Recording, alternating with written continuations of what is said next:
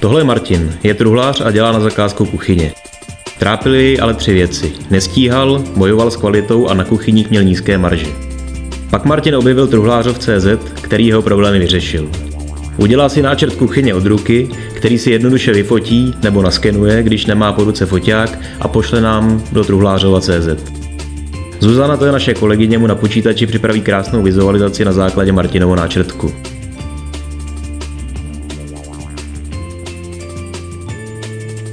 Vizualizaci, kterou pak Martin ukáže klientům.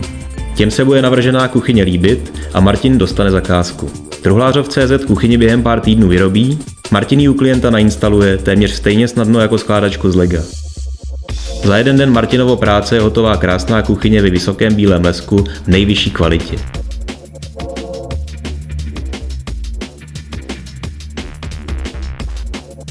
A Martin může jet za další zakázkou.